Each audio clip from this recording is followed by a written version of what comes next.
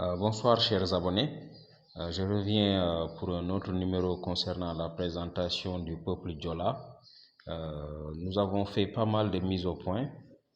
D'habitude, en principe, je devrais normalement faire un récapitulatif de tout ce que j'avais dit précédemment.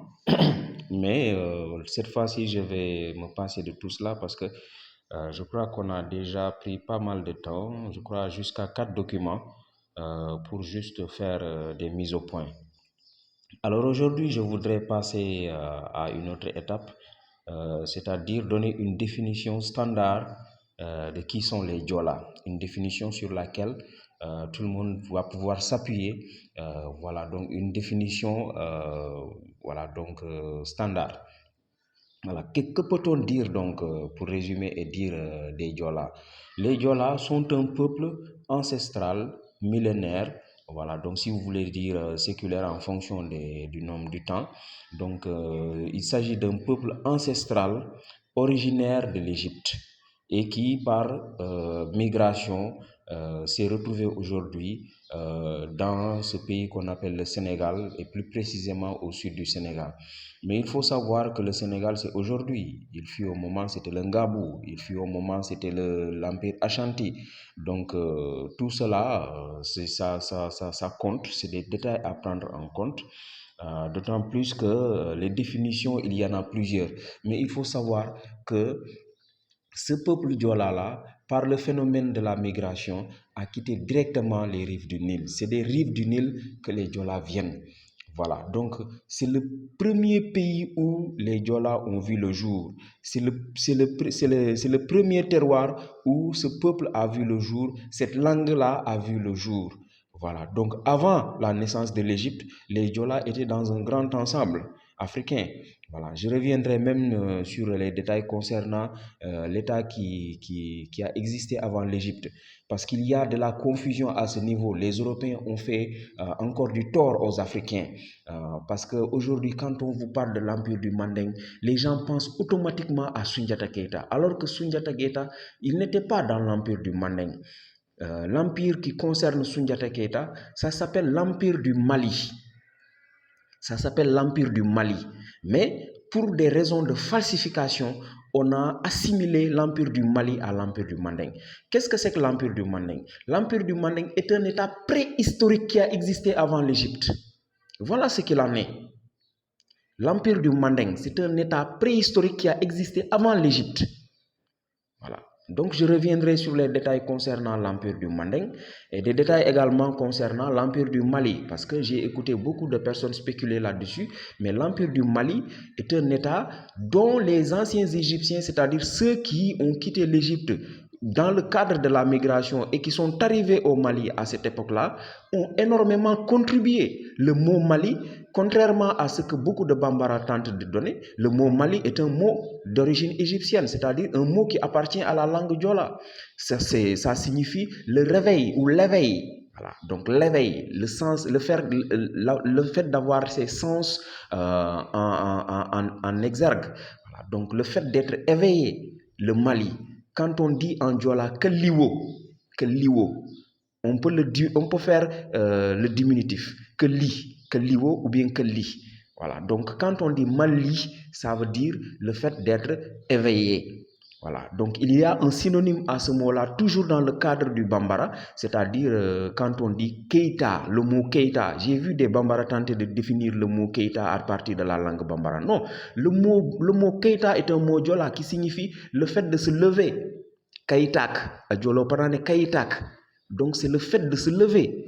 Voilà. Donc il faut savoir que ce sont des mots qui nous échappent très souvent parce que c'était des mots qui sont sortis de la dialecte toucouleur. Je vous ai dit que les toucouleurs sont les Diola. Donc ces mots que nous entendons là appartenaient à la dialecte toucouleur. Voilà. Donc il faut savoir que les toucouleurs avaient une dialecte différente des nôtres, nous les Fognou ou bien des Kassa. Par exemple, quand les toucouleurs parlaient du singe, ils ne disaient pas Enyarai. Les toucouleurs à l'époque, ils disaient Sigolen quand il s'agissait de plusieurs singes. Quand il s'agissait d'un singe, il disait Egolen. C'est le mot qui a été utilisé pour désigner la mère de Soundiata Keita. On disait comment? Sigolen se koudjie. Mais aujourd'hui, si vous allez voir dans le livre ou dans l'histoire de Soundiata Keita, on vous dit Sogolon Kidju. Hein? On essaie de bambaraïser ce mot-là, alors que c'est un mot qui vient de l'égyptien ancien ou du Diola. On disait Sigolen Sekudjie. Sigolène Sekudjie, Sigolène Sekudjie. Même Soumanguru Kanté, on dit Soumanguru Kanté, c'est le nom que lui ont donné les Bambara, Soumanguru Kanté, mais les tout couleurs à l'époque lui avaient donné le nom de Sumba Diarisso. Sumba yonami Sumbai, Diarisso yonami amu hériti yo bare o ngara kandik butumam Sumba Diarisso. Diarisso yonami o furi et Sumbai. Sumba Diarisso. Donc ça, ce sont les Toucouleurs avec l'accent Toucouleur, c'est-à-dire la dialecte Toucouleur qui existait à l'époque. Ça, c'est ce qu'il faut comprendre, parce que si vous réveillez des gens comme les El Hadj Omar Tall, quand ils vous parlent Diola, c'est pas un Diola, c'est-à-dire quand ils vous parlent Toucouleur, c'est du Diola que vous allez entendre. Mais pas du Diola comme le Diola Fogni, ni du Diola comme le Diola de Kassa. Par contre, des personnes qui comprennent bien les langues et les dialectes, ils peuvent communiquer. Par exemple, un vieillard Kassa peut discuter avec un vieillard Fogni parce que c'est des gens qui comprennent très bien la langue et leur dialecte.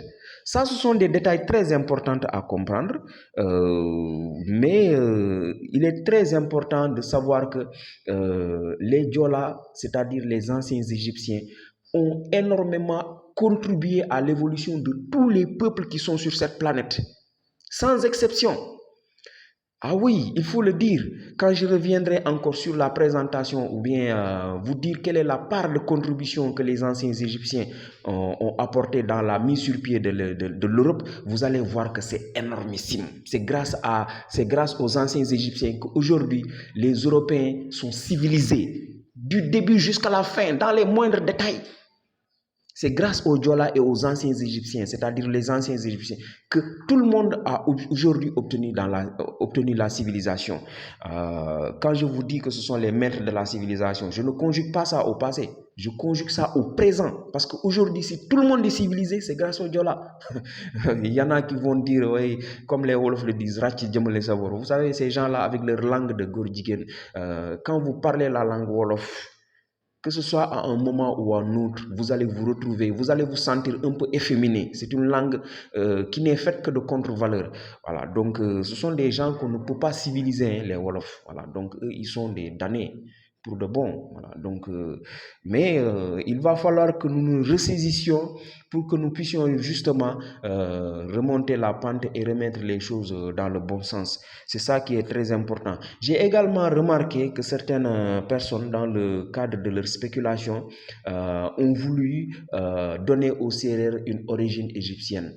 Bon, vous savez, moi j'aime beaucoup les Sérères, hein, ce sont nos parents africains, ce sont des Africains qui n'ont jamais quitté le continent africain. Mais dire que les Sérères sont originaires d'Égypte, c'est tout simplement faire de l'arbitraire. Vous savez, l'histoire, ce n'est pas un hors d'œuvre où l'on regarde ce que l'on veut, on choisit, on dit voilà ce que je veux. Non, j'aime beaucoup les Sérères, mais les Sérères ne sont pas originaires de l'Égypte. On ne peut pas porter le nom de Sérère et être originaire de l'Égypte. Ça n'a pas de sens. Voilà, donc il faut savoir que le mot Sérère désigne justement ceux-là qui n'habitaient pas dans le côté urbain de l'Afrique à l'époque. Parce qu'il faut savoir qu'à l'époque égyptienne, l'Afrique était divisée en deux. Il y a l'Afrique urbaine, c'est-à-dire là où il y avait les maisons construites en terre, etc. Et l'Afrique un peu, bon, je ne vais pas dire sauvage, mais l'Afrique qui vit dans la forêt, c'est-à-dire les arbres avec des maisons en hutte. C'est ça qu'on appelait à l'époque le Sahara. C'est-à-dire ceux qui habitent dans les maisons construites en terre, ça, le côté là, on appelait ça Karirere. Les Kassa disent Kalahari, c'est ce qu'on appelle Kalahari. Donc il y a l'Afrique du Kalahari et il y a l'Afrique du Sahara. Sahara, c'est Sérère. Donc les Sérères ne peuvent pas habiter en Égypte, d'autant plus qu'ils s'appellent Sérères. Il faut, vous savez, moi les gens qui veulent que les Sérères viennent de l'Égypte, bon, vous savez, l'Égypte a souvent été c'est-à-dire le théâtre de tiraillement. Les Européens ont voulu que leurs ancêtres soient originaires de l'Égypte. Donc les Arabes aussi, ainsi de suite. Maintenant, on voit qu'on dit que ce sont les peuples qui sont originaires de l'Égypte. Bon, je comprends tous ces tiraillements-là, mais il faut reconnaître que les Sérères ne sont pas originaires de l'Égypte. Ce sont bien des Africains qui n'ont jamais quitté le continent africain, mais ce ne sont pas ils sont pas originaires de l'Égypte. Mais par contre, le cousinage existe et je reviendrai sur ce détail-là pour dire en quoi est-ce qu'il consiste réellement.